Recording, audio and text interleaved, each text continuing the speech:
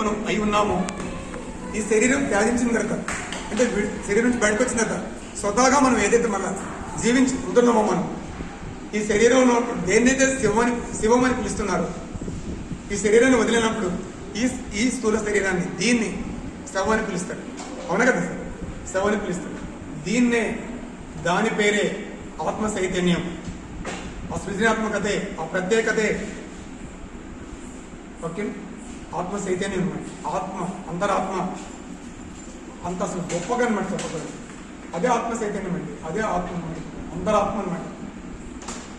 అసలు ఎంత ఎన్నో పేర్లు అనమాట ఆత్మ అంటే. చైతన్యం అంటే ఆత్మ అనొచ్చు, ఆత్మ చైతన్యం అనొచ్చు, కాంతి పుంజం అనొచ్చు. అంటే మనం శరీరంలోకి రాకముందు శరీరం దేని గురించి చెప్పాం, దాని గురించి మనకు అది చెప్పాలి. మనం అంటే ధ్యానం చేయడం ఆజ్ఞలు దేని గురించో మనం స్థూల శరీరం గురించి అనుకుంటాం. అంత గొప్పగా చెప్పబడింది. మన శక్తి అంత గొప్పదని చెప్పేస్తుంది. అంత శక్తివంతులు మనం. దానికోసం మనం ధ్యానం చేసేది. ఈ శరీరం కోసం కాదు. శరీరానికి మనం భోజనం పెడుతున్నాం. అయితే మనం పెట్టేది భోజనం దేనికి? ఆత్మ పెడతాం భోజనం. చెప్పానుగా, మనసుకి లాభమే, బుద్ధికి లాభమే, శరీరానికి లాభమే. ఎప్పుడైతే మనం ఆ ఆత్మశక్తిని పెంచుకున్నప్పుడు ఆ విశ్వశక్తిని ఎంత పెంచుతాను. అసలు చెప్పాను కదా, ధ్యానానికి అనుకూలమైన టైము మార్నింగ్ 3 to 6 ప్రతిరోజు అండి. 2009 నుంచి అనమాట 4:30 లేచి నేను ధ్యానం చేస్తాను. ఫస్ట్ ధ్యానంలోకి వచ్చిన 41 days ఒక గంట సేపు చేసేవాడు. ఆ గ్యాస్ట్రిక్ ప్రాబ్లం పోయింది, దాన్ని పూర్తిగా తగ్గిపోయింది అనమాట. అన్నీ వాడతాను నేను. అయినా కానీ నేను ధ్యానం మానేను. ధ్యాన సమయాన్ని పెంచుకోండి. నేను మార్నింగ్ 8:30కి నేను ఇన్స్టిట్యూట్కి వెళ్తాను, షాప్కి వెళ్తాను. నేను నైట్ 9 o'clock వస్తాను నేను షాప్. ఆ షాప్ నుంచి ఇంటికి అనమాట. అయినా కానీ ప్రతిరోజు మా నైట్ వచ్చిన అంతే. అంటే ఫ్రెష్ అయ్యి 9:30 కూర్చుంటాను. నైట్ కూడా కూర్చుంటాను నేను. ఎర్లీ మార్నింగ్ 4:30కే కూర్చొని నైట్ కూడా ధ్యానం చేసే పనుకుంటాను. ప్రతిరోజు మన 4:30 లేస్తాను కంపల్సరీ. మా మేడం లేవని లేకపోయింది, మా బాబు కూడా లేస్తారు సార్. 4:30 లేసి కూర్చోవాల్సిందే. 6:30 వరకు 6:30 లేసి మా వాళ్ళ ఇంట్లో అది పని చేస్తాం. అప్పుడు మనం షాప్కి వెళ్తాం. అంటే ధ్యానం చేసేవాడు చెప్పేవాడు ఏమంటారు, సమయం లేదండి, కూర్చోలేదు, టైం దొరకట్లేదండి. ఈ బ్రహ్మజ్ఞానం, ఆత్మజ్ఞానం అనేది అది ఎన్నో జన్మల పుణ్యఫలం ఉంటేనే ధ్యానం అందిద్దండి. వాళ్ళు చెప్తున్నారు, వాళ్ళు చేయట్లేదు, రావట్లేదు అంటే రారండి. వాళ్ళు సుమారుగా నేను చెప్పేది 200 జన్మల పైన ఉంటేనే ఆ ధ్యానంలో కూర్చుంటారండి. 200 జన్మ కావచ్చు, 200 కావచ్చు, ఆ ధ్యానంలో కూర్చోగలరు, ధ్యానంలోకి రావాలి. వాళ్ళకి ఎంతోమందికి అందిద్ది, కానీ వాళ్ళు ధ్యానం చేయలేరు, కూర్చొని రారన్నమాట. తమోగుణం, రజోగుణం, సాత్విగుణం, శుద్ధ సాత్విక గుణం, నిర్గుణం, ఇది స్థితులు మరి. ఆ స్థితిలోకి వెళ్ళాలంటే నిర్గుణం అంటే భగవంతుడి స్థితి అనమాట. వెంకటేశ్వర స్వామి స్థితి, ఒక శ్రీకృష్ణ పరమాత్మ స్థితి, శ్రీరామచంద్రమూర్తి నిర్గుణ స్థితి అనమాట. తమోగుణం అంటే ఇది కుంభకర్ణుడు, పడుకోవడం, తింటం పడుకోవడం అంటే తింటం పడుకోవడమే కాదండి, శరీర స్థితిలో జీవిస్తారండి. దేహం కోసమే జీవిస్తుంటాడు కొన్ని జన్మలకు. ప్రతి ఒక్కరండి, కుంభకర్ణుడు ఒక్కడే కాదండి, భూమి మీద ఎంతోమంది ఉంటారు. వాళ్ళ శరీరం కోసమే జీవిస్తారండి. వాడి భార్య, వాడి పిల్లలు, వాడి కుటుంబం, వాడేవాడు. పక్కవాడితో పర్లేదు, పక్కవాడికి ఇంతవాడు సాయం చేయడాడు. శరీర స్థితిలో జీవిస్తాడు. అది తమోగుణ స్థితి అండి. రాష్ట్రం. రజోగుణం అంటే మనసు అనమాట. మనసు స్థితిలో రావణాసురుడు జన్మించాడు. రావణాసురుడు గొప్ప జ్ఞాని రావణాసురుడు. కాబట్టి మనసు ప్రకారం నడుచుకుంటూ సీతాదేవిని తీసుకొచ్చాడు. ఆయన దాంట్లో ఉందన్నమాట పాత్ర. అందుకని అది తీసుకొచ్చాడు. అలా దళిత మనసు అండి. ధ్యానం చేస్తాం మనం. ధ్యానం చేస్తే కాదనమాట, ఆత్మతో కనెక్ట్ అవ్వాలి. అంతరాత్మ ప్రకారం నడుచుకోవాలి. మళ్ళీ మనసు మాయన మనకు పడుతుంది. ఆ రజోగుణంలో 10 జన్మలు ఉంటాయండి. రావణాసురుడు జన్మలు. ఆ రజోగుణం నుంచి సాత్విగుణంలోకి వస్తామండి. అది ఏంటి? విభూషణుడు అనమాట. విభూషణ జన్మడు. మంచి చేయాలండి. అప్పుడు కొద్దిగానే కనీసం మంచి చేస్తామండి. స్టడీ చేయమండి. విభూషణ జన్మలో కొన్ని వేస్తున్నాం. అక్కడి నుంచి మనకి దీనికి వస్తామండి. శుద్ధ సాత్విక జన్మ, ఆంజనేయ స్వామి స్థితి అండి. ఆంజనేయ స్వామి స్థితిలోకి వస్తామండి. తర్వాత నిర్గుణ స్థితిలోకి వస్తామండి. ప్రతి మానవుడు కూడా ఆ స్థితిలోకి వస్తాడండి. ఈ భూమి మీద జన్మించిన ప్రతి మానవుడు అది ఎన్ని జన్మలోకి వస్తాడనేది మన సాధన బట్టి ఉంటుంది. ప్రతి మానవుడు ఆ స్థితికి రావాలండి. నిర్గుణ స్థితి అంటే వెంకటేశ్వర స్వామి స్థితి అనమాట. చెప్పాను కదా, శ్రీకృష్ణ పరమాత్మ, బుద్ధుడి స్థితి, బుద్ధ భగవాన్ స్థితి కూడా అదేనండి. నిర్గుణ స్థితి. వాళ్ళు ఏ స్థితిలో ఉండరు. ఆనందం వచ్చినా పొంగిపోరు, దుఃఖం వచ్చినా కుంగిపోరు అన్నమాట. ఆనందం అంటే ఆనందం ఉంటుందండి, దుఃఖం అంటే దుఃఖం ఉంటుంది, అప్పటి వరకు ఉంటుంది. దుఃఖం అంటే కుంగిపోరు. చెప్పాను, మనకి ఇంట్లో జరిగిన సంఘటన అదే తోముకోరు, అదే కలుసుకోరు, ఎమ్మటే మర్చిపోతారు. ఒక ఆత్మజ్ఞాని, ఒక బ్రహ్మజ్ఞాని అంటే నేనే అంతా తెలుసుకున్నాడు.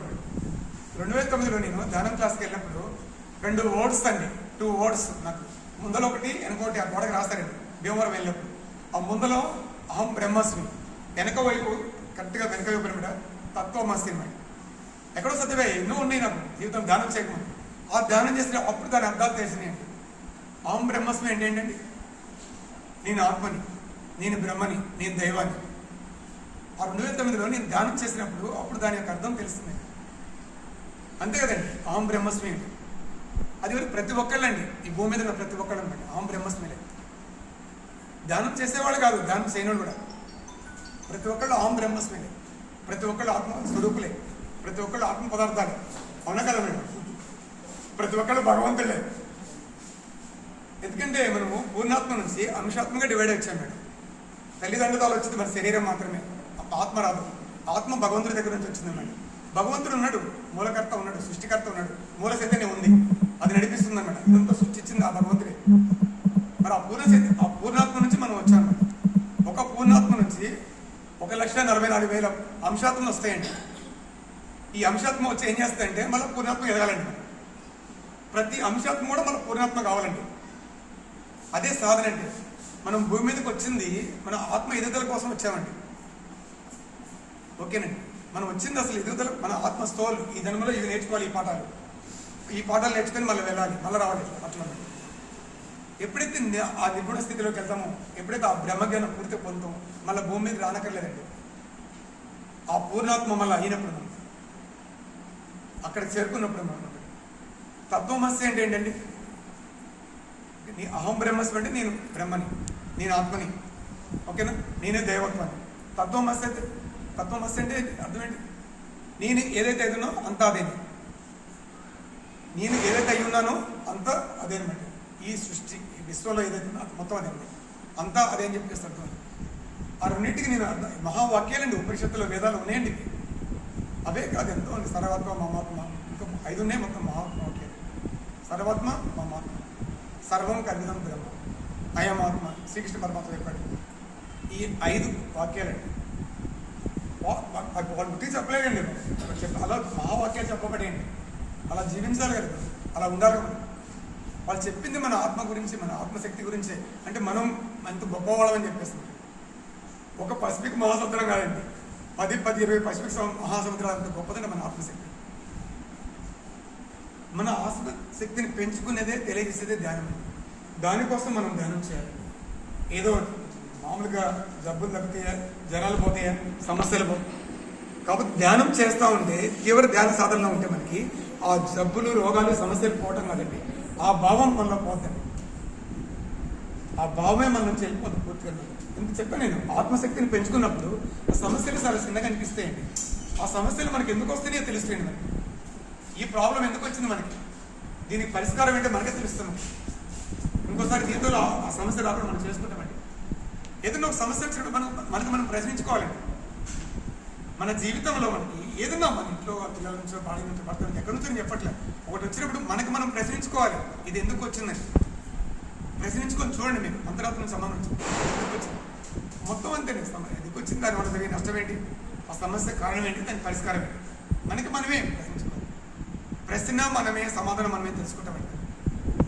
అలా ప్రశ్నించుకోవడం వల్ల దానికి సమాధానం దొరికితే ఆ సమస్య మన జీవితంలో ఇంకోసారి రాదండి. మనకి ఇంకోసారి రాకుండా మనం ఎంతో ఎక్కువతో జీవిస్తాం. మనం ప్రతి సమస్య కూడా అసలు మనిషికి ఉండే సమస్యలు ఏంటండి? ఈ ఆర్థిక సమస్యలు, ఆరోగ్య సమస్యలు, కుటుంబ సమస్యలు, ఇరుగు పరివారితో సమస్యలు. ఇరుగు పరివాడు పక్కన కాదు, సమాజంలో ఎవరైనా కావచ్చు ఇరుగు పరివాడు. ఒక మనిషికి ఉండే సమస్యలు ఇవేనండి. ప్రపంచాన్ని పీడించేయి, సమాజాన్ని పీడించేయి, సమస్యల్లో కొట్టుకుని పోయేవాళ్ళు ఇవేనండి. వీటికన్నా ఇంకేమైనా ఉన్నాయండి? మరి ధ్యానం చేసినప్పుడు, మన శక్తిని పెంచుకున్నప్పుడు ఈ సమస్యలు కనిపిస్తాయండి. ఏమీ అనిపించు. ఇవేనా మేడం సమస్యలేండి? ఇంకేమీ ఎక్కువ. ఆర్థిక సమస్యలు ఎవరికైనా ఉండే, ఉన్నవాళ్ళకుంటే, కోట్లు ఉన్నవాళ్ళకుంటే, పేదవాళ్ళకుంటే, అందరికంటే మేడం. ఆరోగ్య సమస్యలు అంటే మ్యాక్సిమం అందరికి వస్తూనే ఉన్నాయి. ఆరోగ్య సమస్యలు అంటే ఎవరికైనా ఓకేనా? కుటుంబ సమస్యలు కొంతమందికి ఉండొచ్చు, కొంతమందికి ఉండకపోవచ్చు. అది చెప్పట్లేదు. ఇప్పుడు మా మేడం ధ్యానంలోకి వచ్చింది కాబట్టి భార్యాభర్తలు ఎంతో ప్రేమగా, ఎంతో మంచుకుంటున్నాను. ధ్యానం చేయకపోతే ఫైటింగ్ ఏదోటి. ఇప్పుడు ధ్యానం పోద్దని, నేను ధ్యానం చేయొద్దని, ధ్యానం పోతున్నా కానీ తిట్టేది మా మేడం. మన భర్త ధ్యానం రావాలనుకోవడం కాదండి, ధ్యానం చేయడం అనుకోండి. నీ థాట్ రిలీజ్ చేయండి ఫస్ట్. మా మేడం నాతో పాటు ధ్యానం చేయాలి, మా మేడం నాతో పాటు ధ్యానానికి వస్తుంది నేను అనుకున్నాను. నేను చెప్పాను నా ఆలోచన నా మాట అలా వచ్చింది, వచ్చి తీరుతుంది, నాతో పాటు వచ్చింది. ఇప్పుడు ఇవాళ వచ్చింది ఖమ్మం మా బాగుండని ఎక్కడికి వెళ్తే అక్కడికి వస్తుంది ధ్యానం. ధ్యానానికి తను వస్తాం మేడం, దాన్ని నాకన్నా ముందర పోతున్నాం మేడం. ధ్యానం పాంప్లెట్ ఇవ్వాలి, శాకారం పాంప్లెట్ నాకన్నా ముందర వెళ్తాను.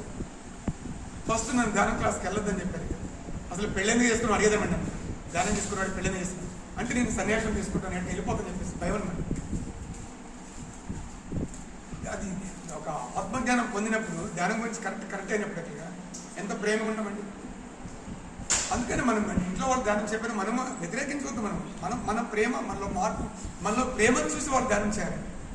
మన ఆలోచనలు చూసి, మన మాటలు చూసి వాళ్ళు ధ్యానం చేయాలి. మీరు కరెక్ట్గా అనుకోండి, మీరు వాళ్ళు ధ్యానంలోకి రావాలి, వాళ్ళు వస్తారు. వాళ్ళు రావట్లే వాళ్ళు చేయట్లేదు అనబాకండి. మా ఇంట్లో వాళ్ళు ధ్యానం చేయట్లేదు, నేను ఎన్నో చెప్తానండి. మా అమ్మ చేయట్లేదండి ధ్యానం, మా వాళ్ళు చేయట్లేదు, డిసిప్లిన్ అట్లనే నెగిటివ్ మాటలు రానికూడదండి. నెగిటివ్ మాటలు అసలు రాకూడదండి. పాజిటివ్ మాటలే రావాలి. ఏదైనా కానివ్వండి, పాజిటివ్ మాటలే రావాలి. మనకి చెప్పండి ఏది కావాలో అది కావాలి. మనకు ఆరోగ్యం కావాలి, ఆరోగ్యం గురించి చెప్పాలి. ఆనందం కావాలి, ఆనందం గురించి చెప్పాలి. అసలు అనారోగ్యం గురించి మనం మాట్లాడకూడదండి. అంటే ప్రాబ్లం ఉంది అనిపిస్తుంది మీకు, ఎందుకు చెప్పకూడదని. ఒకళ్ళ జాలి మనకు అవసరం లేదండి. ఒకళ్ళు వెన్నుపూస మొత్తం విరిగిపోతే, అసలు మొత్తం బెడ్ మీద పడిపోతే అది కోలుకోవడం మేడం. హాస్పిటల్కి అయిపోయింది. ఆ బెడ్ మీద కొనుక్కొని అతనికి తానే హీలింగ్ చేసుకుంటాడు. అతను mind power, thought power books చదివాడండి. మైండ్ పవర్, థాట్ పవర్, మన మైండ్, మన ఆలోచనలు ఎలా ఉంటాయి, మన థాట్స్ ఎలా ఉంటాయి, ఆ బుక్స్ ఆల్రెడీ చదివాడు అంటే వెన్నుపూస మొత్తం డ్యామేజ్ అయిపోయింది. కోలుకోడు, ఏ డాక్టర్స్ ఏం చేయడం, సర్జరీ కూడా చేయలేదు. నేను ఆరోగ్యంగా ఉండాలి, నీ ప్రపంచానికి ఎంతో గొప్పగా నేను ఒక సందేశం అందించాలి. నేను అసలు ఇంతకుముందు నేను ఎలా ఉన్నా అలా ఉండాలని చెప్పేసి అవే థాట్స్ అండి, అవే ఆలోచనలు అండి. రోజు ప్రతి సెకండ్ అండి 41 days ఎంతో మార్పు వచ్చాడు. 2 నెలల్లో మార్పు వచ్చి తిరిగిన లేచి తిరుగుతాం. అతను జీవితంలో మరి లేచి తిరుగుతుంటే లేచినట్టు దాని మీద ఒక బుక్ రాసిందండి. దాని మీద బుక్ ఉంది, తెలుసా సార్ బుక్? ఆ బుక్ పేరు ఉంది, ఆ బుక్ రాసింది. అవి కొన్ని వందల కొన్ని వేల బుక్కులు సేల్ అయ్యింది ప్రపంచం. ఆ బుక్స్ మీద కోట్లు సంపాదించండి. బుక్స్ మీదనే ఆ జీవితానికి సరిపోయిన అమౌంట్ మొత్తం సంపాదించండి. ఒక జీవితంలో ఒక యాక్సిడెంట్ అయితే, వెన్నుపూస తిరిగితే, మంచాన్ని పడిపోతే ఎంతో డాక్టర్స్ పనికిరాడు అనుకున్న వ్యక్తి ఒక చూడండి అసలు జీవితంలో మరి ఎంత సాధించారు చూడండి. ప్రపంచానికి ఒక ఆదర్శ వ్యక్తిగా మిగిలిందన్నమాట అతను. యూ ఫర్ ఎవర్ ఏదో బుక్ ఉందన్నమాట ఇంగ్లీష్లో, మా తల్లిలో తెలుగులో రాశారు అది. ఆ బుక్ అండి. అంటే చూడండి నేను చెప్పేది అన్నమాట. ఎవరో కాదు, ఖమ్మంలో శ్రవంతి పులకొండ వెంకటేశ్వర గారు మా ఇల్లందుకు ఖమ్మం రోడ్లో మెయిన్ రోడ్లో గణేష్ ఫంక్షన్ ఉంది కదా, వెళ్ళి 7 pyramids ఉన్నాయి. ఇక్కడ కోర్టుకు ఆపోజిట్ వాళ్ళ ఇల్లు అన్నమాట. వాళ్ళ పాప శ్రవంతి, వాళ్ళ పాప కూడా ఎన్నుకొస్తారు. డ్యామేజ్ అయితే గాలి నుంచి ఒక గార్ల సువర్ణ గారిని ఒక మేడం మెడిటేటర్ వచ్చి వాళ్ళ ఇంట్లో ధ్యానం నేర్పించుదాం. MBA వాళ్ళ పాప అనమాట. వాళ్ళ పాప కూడా చాలా ఎన్నుకోసం డ్యామేజ్. ధ్యానం ఎంత మ్యారేజ్ అయింది, బాబు వాళ్ళ పాపకి ఎంత బాగుంది. ఇప్పుడు వాళ్ళు కొన్ని వందలు కొన్ని వేల పిరమిడ్లు అన్ని జిల్లాలకు అన్ని రాష్ట్రాలకు పంపిస్తున్నారు. వాళ్ళ పాప బాగుంటుంది. అంటే జీవితంలో ఒక మార్పు అనేది చూడండి. ఒక పిరమిడ్ల ఫ్యాక్టరీ పెట్టేసిండి ఆయన. ఎక్కడ ఏ రాష్ట్రంలో ఎక్కడా లేదు. ఖమ్మం జిల్లాలో, మన జిల్లాలో మన దగ్గర పిరమిడ్ ఫ్యాక్టరీస్ అన్నమాట. పిరమిడ్ మ్యానుఫ్యాక్చరింగ్ వర్కర్స్ పెట్టుకొని పిరమిడ్ కొన్ని వేల పిరమిడ్స్ ఒక తెలంగాణ, ఆంధ్రప్రదేశ్ కాదు, భారతదేశం మొత్తం వెళ్తుంది, ప్రపంచం మొత్తం వెళ్తుంది పిరమిడ్స్. ఇక్కడ నుంచి పిరమిడ్స్ వాళ్ళ పాప ఆరోగ్యం బాగుంటుంది అంటే చూడండి. ఎక్కడో మార్పు, ఎక్కడో కాదన్నమాట చెప్పేది. ఆ పిరమిడ్ శక్తి ఎంత గొప్పది, ధ్యానం శక్తి ఎంత గొప్పది. శోభా టీచర్, గవర్నమెంట్ టీచర్ గురించి ధ్యానం ఎంత తప్పనండి. ఎంత అనర్గుడిలో ధ్యానం స్టార్ట్ చేసింది మేడం. ఇక్కడ అనర్గుడిలో మేలే 3 రోజులు క్లాసెస్కి వెళ్ళాను.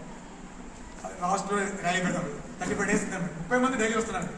పల్లెటూరు అన్నమాట, వ్యవసాయం చేసుకునేవాడు. మమతా గారు బంధువులే మేడం అనర్గుడు. వెంకటయ్య గారు పక్కన సాయిబాబా కళ్యాణం పక్కన మళ్ళీ వెంకటయ్య గారు మా బావగారు, అనే బావగారితో మా వదిన గారు రావురండి మేడం. కోటేశ్వరరావు కూడా మా కేపుతూనే ఇచ్చాము. ఈ 3 సార్లు వెళ్ళాడు, 4సారి వెళ్ళాడు మేడం. అంత అద్భుతంగా చేస్తున్నారు ధ్యానం ఉన్నాడు పల్లెటూరు అనమాట. అట్లా ఖమ్మంతో ఒక పల్లెటూరు వెళ్ళారంటే పొలంలో వ్యవసాయం చేసుకునేవాడు అనమాట. అసలు కూలికి వరి పొలం నాటు వేసుకునేమాట. ఒక 20 మంది 30 మంది ధ్యానం చేస్తున్నాను మేడం. ఒకళ్ళు వెళ్ళమంటే వెళ్ళాను. ఖమ్మం అవతల కూసిమంచి అవతలండి బండి వేసుకొని వెళ్ళాను నేను, మా మేడం అనమాట. వాళ్ళు 11 దాకా కూర్చున్నారండి నా క్లాస్ అనుకుంటా. నైట్ 11 o'clock నేను బండి వేసుకొని వచ్చాను ఖమ్మం నుంచి. 11 o'clock అక్కడ నుంచి ఖమ్మం వచ్చి 12 అయిందన్నమాట.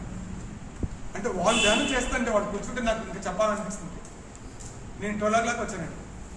పొలం పనులకు వెళ్ళాడు. ప్రతి ఒక్కళ్ళు పొలం పనులకు వెళ్ళేవాడిని. ప్రతి ఒక్కరు కూడా పొలం పనులకు వెళ్ళి 7ంటికి వచ్చి మంచిగా వండుకొని తిని 8కి 9కి వస్తారన్నాడు. వాళ్ళు వచ్చేది 9కి అనమాట, 8:30 9కి అనమాట. 9 to 11 అనమాట. అంటే అసలు ధ్యానంలోకి వచ్చే మార్పు వాళ్ళకి ఎంత వస్తుంది, ఎంత వస్తుంది చూడండి. Okay friends,